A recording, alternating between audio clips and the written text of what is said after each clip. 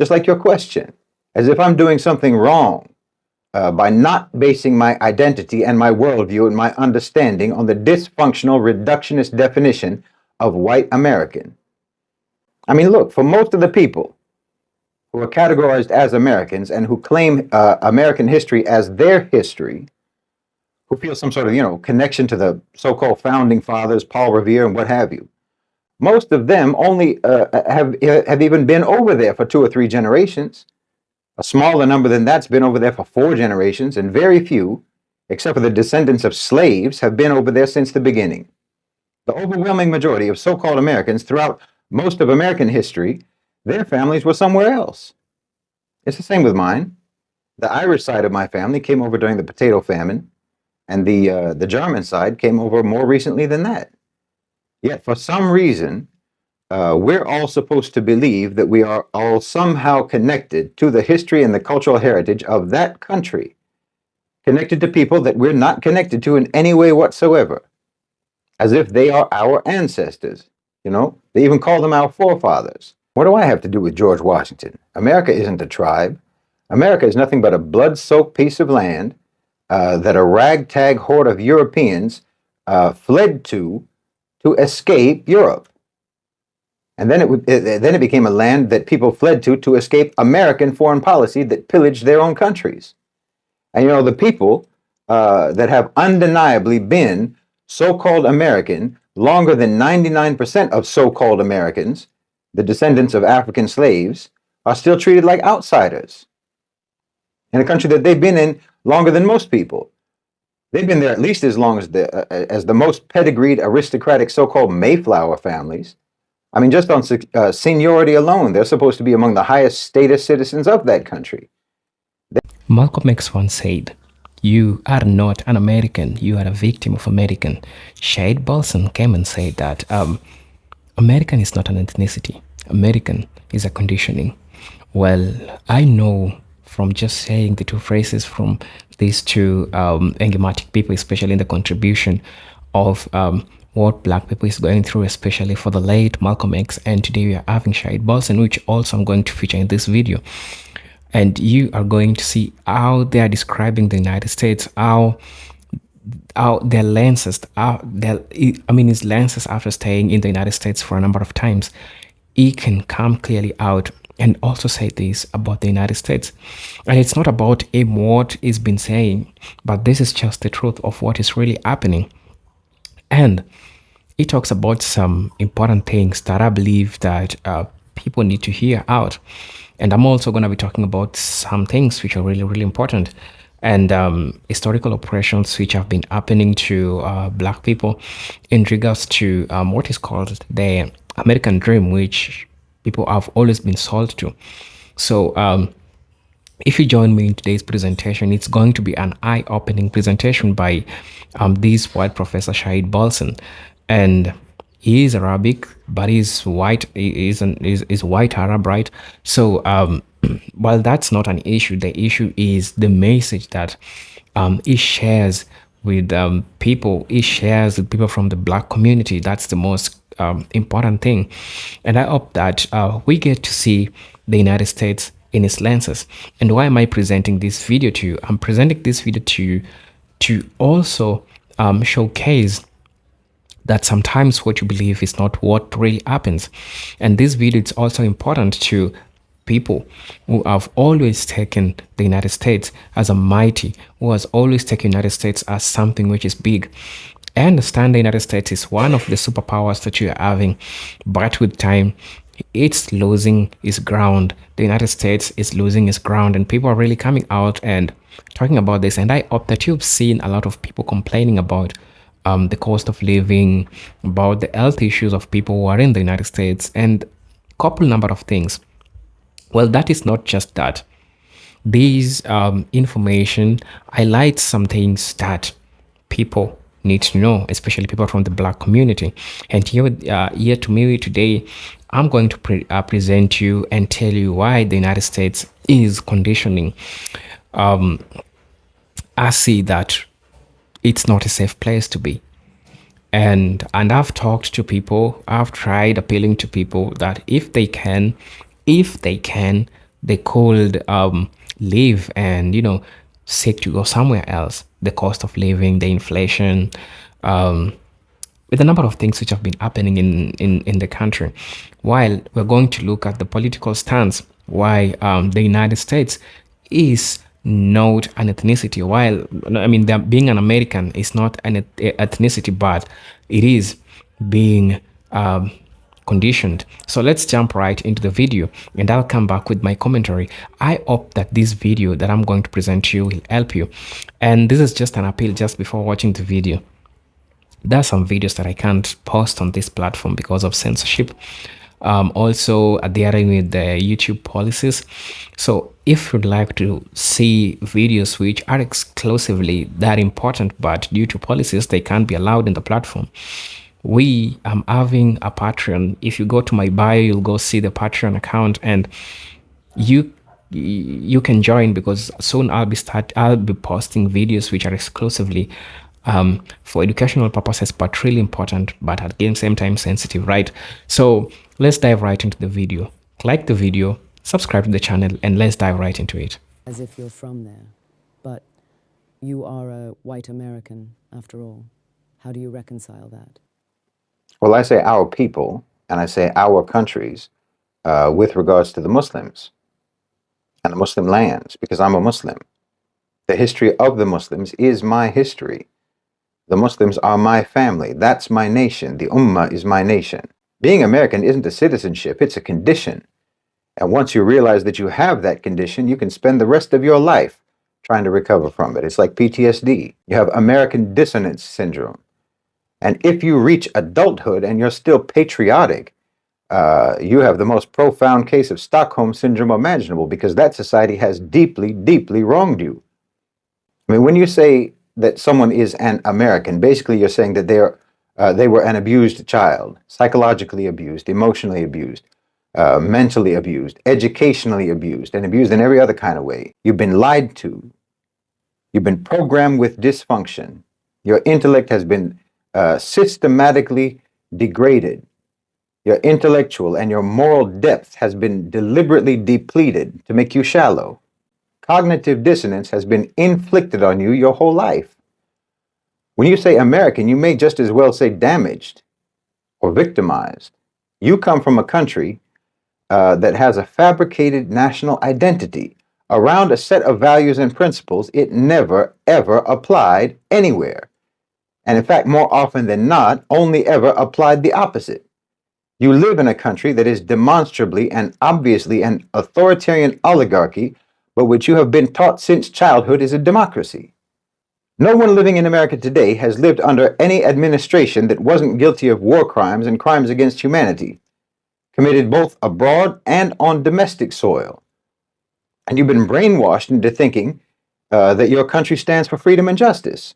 Well, it's sick. Your education system is based on the Prussian system of indoctrination to turn every student into an obedient conformist slave to power. But you pretend that your society cherishes individuality. They've done nothing but damage you. Your schools have damaged you. Your media has damaged you. Your entertainment, your fake history, your myths, your government have done nothing but damage you all your life. That's what it means to be an American. And part of that damage, one aspect of that relentless damage, is in the question itself. You're a white American, you said. That matters to you. And you force it to matter to everyone in that country, even though it's an actually completely irrelevant characteristic. But because of the way that you have developed as a so-called society, you made it relevant. And you made it an issue. And you insist on keeping it an issue. So you can never escape. I don't even get to make it irrelevant to me because of the racial history in America. The whole context of race in the United States is a self-perpetuating death spiral that never dies.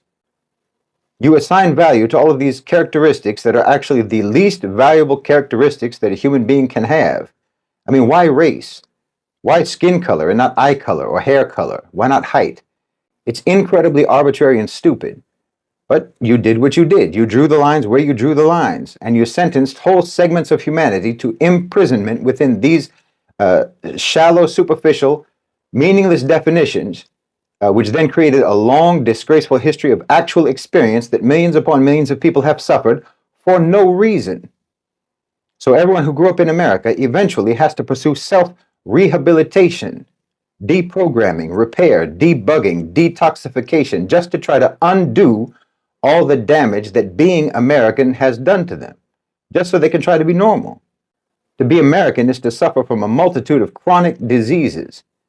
It's a condition, not a nationality. It's a condition that every serious and sincere person has to try to cure themselves of over the course of their adulthood. But for most of them, it's a terminal condition. They'll never get over it. They'll die that way. And the sickest part of it is that this condition, you're actually pressured to preserve it, to uphold it, to cherish it, rather than to abolish it. Just like your question, as if I'm doing something wrong by not basing my identity and my worldview and my understanding on the dysfunctional reductionist definition of white American. I mean, look, for most of the people who are categorized as Americans and who claim American history as their history, who feel some sort of, connection to the so-called founding fathers, Paul Revere and what have you, most of them only have even been over there for 2 or 3 generations. A smaller number than that's been over there for 4 generations, and very few, except for the descendants of slaves, have been over there since the beginning. The overwhelming majority of so-called Americans throughout most of American history, their families were somewhere else. It's the same with mine. The Irish side of my family came over during the potato famine, and the German side came over more recently than that. Yet for some reason, we're all supposed to believe that we are all somehow connected to the history and the cultural heritage of that country, connected to people that we're not connected to in any way whatsoever, as if they are our ancestors. They even call them our forefathers. What do I have to do with George Washington? America isn't a tribe. America is nothing but a blood-soaked piece of land that a ragtag horde of Europeans fled to escape Europe. And then it became a land that people fled to escape American foreign policy that pillaged their own countries.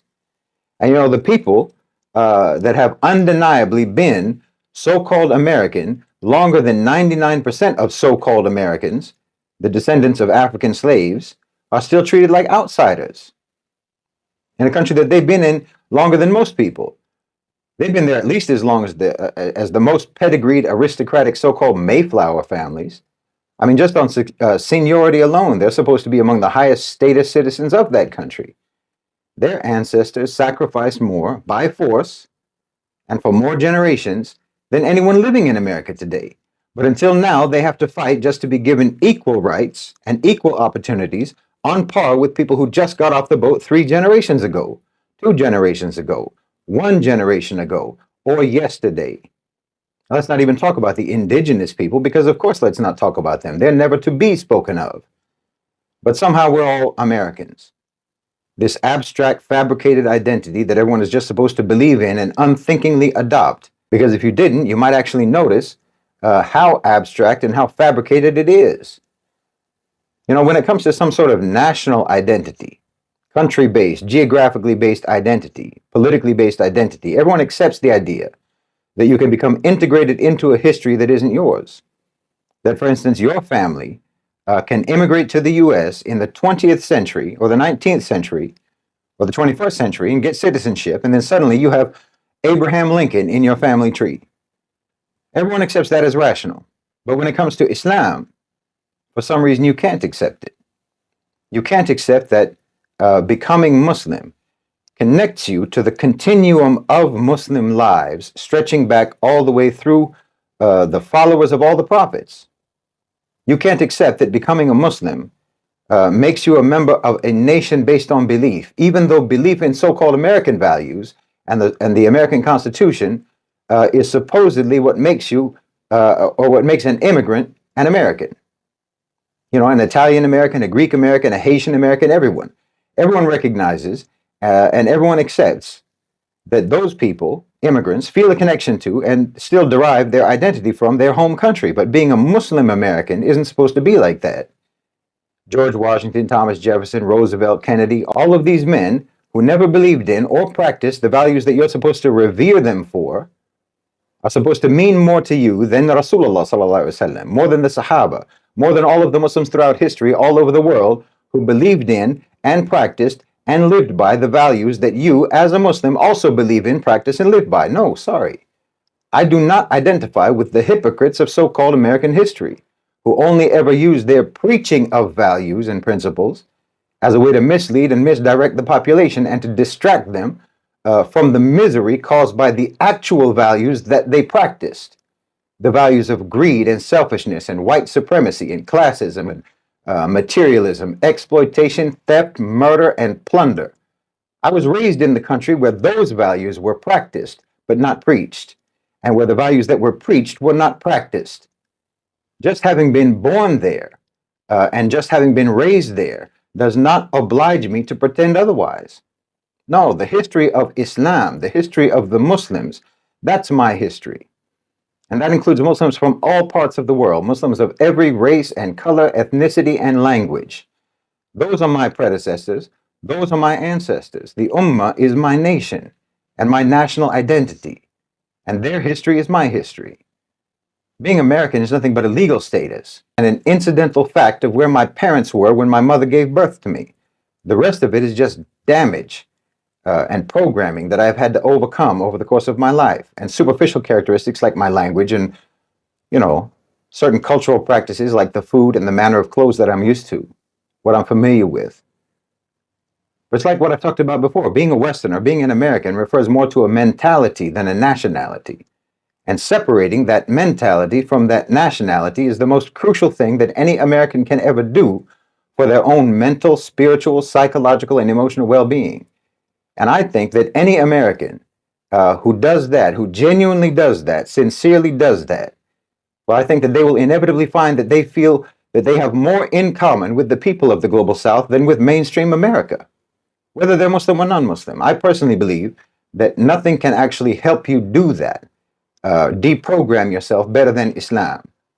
But even for those who don't embrace Islam, who just try to come to terms with the fallacy of Americanness and Americanism, well, I think that they'll realize how duped and how propagandized and how abused they've been their whole lives, and how the system over there is parasitically sucking every drop of blood, sweat, and tears out of their beings, and how all of their sacrifices and all of their hard work are being paid back in IOUs and counterfeit bills. I think they'll realize how they're being conned from the cradle to the grave, all for the enrichment and all for the benefit of people who don't and never did believe in the myths that they tell you about America, that they want you to believe. And I think that they'll start to identify with the oppressed and with the victimized all around the world. Just like how the super rich are a nation unto themselves, America's victims globally should be a nation unto themselves too. America's victims, foreign and domestic. And they should feel and they should build solidarity with one another, because we all have more in common with each other than we have with that predator nation that's been preying on all of us. America, the United States, have played a pivotal role in shaping of what people believe to be something which is good. And if you want to know that this is true, if you walk in the streets of any part of African country today, you're going to ask somebody, would you like to go to the United States? Somebody will tell you, yeah, hell yeah, I'd like to go to the United States. And if you ask them why, they'll describe you that there are job opportunities, good looking things which are there, and all those, fantasies that the media has sold to people.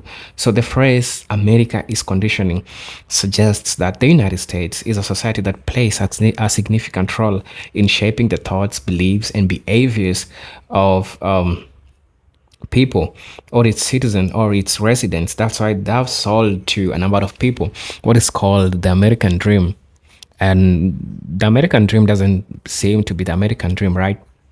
If you know what I'm saying, you know how the living standards are increasingly becoming difficult for people, especially in the middle class. And people have been coming out and talking about this, but due to this conditioning, people have been conditioned to believe that the United States is a good place, and being an American, that's one of the biggest achievements that people have ever achieved. While I know all of this, being an American first, I would like to recognize this so that it doesn't appear to be bad. All I know is this: being an American is something that you did not choose to be an American, and it is not bad being an American. But looking at being an American in another stance, when we're talking about conditioning, and you're going to be seeing the features of people who have experienced this conditioning, and they'll tell you that, for a matter of fact, and if you want to know that this is true, try to look at a number of people who have left, especially who have left the United States. They are going to tell you that that's not a good place to be. While I understand that not everybody can leave the United States, So my discussion point of this video is just to try to highlight the types of conditioning that people always go through, the lies that the United States have sold to its citizens, now the Americans. So I'm going to start with cultural conditioning. Talking about the media influence. The American media landscape includes television, movies, as you know, news outlets, and social media, significantly shaping the public perception and beliefs. It often promotes certain cultural norms, values, ideas such as consumerism, individualism, and the American dream that influence how people view success, happiness in their role in the society. So this is what the United States is trying to teach these people. And I've had American professors, especially Black American professors, trying to remove the conditioning of consumerism. We want to see creators in a society as compared to consumers in a society. We are having a safe space if we having a balance between people consume and people create. If we have less people create and we have a number of people consume, there is a mismatch. So it needs to be proportionately. Whereas the conditioning of the United States have always taught people, one is individualism. It's you, and for yourself. If you got no shit, that's the end of you. Two, consumerism. People are living just to consume things. They don't have time to create.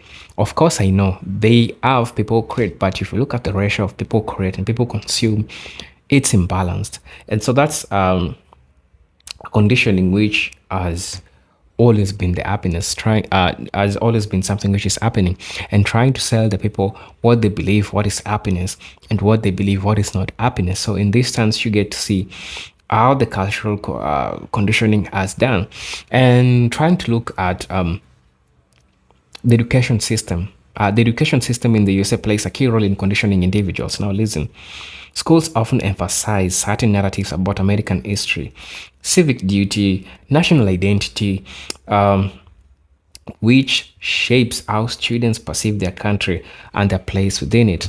America is great, we are the superpowers, you need to be proud, you need to be democratic. There's so much, and Shahid Bolson have said it, there's so much democracy which is hindered. There's so much hypocrisy which is hindered which is hidden under democracy, right? So democracy is what the United States have been preaching, and that's what it's being sold to Americans. But that doesn't seem as the reality of things. With this democracy that they're teaching about, America have set its military bases in different parts of the continent, in different parts of African continent, leading to a lot of instabilities. Yet, they're the same people teaching about the security. They're the same people who are, the UN itself putting its military bases in different parts of African countries. So you can't tell me that these people are people who practice really what they say. And they have attained this in teaching people, their civic duty, like getting to know, being proud of your country, which there's nothing wrong with that. But they need to tell people the truth.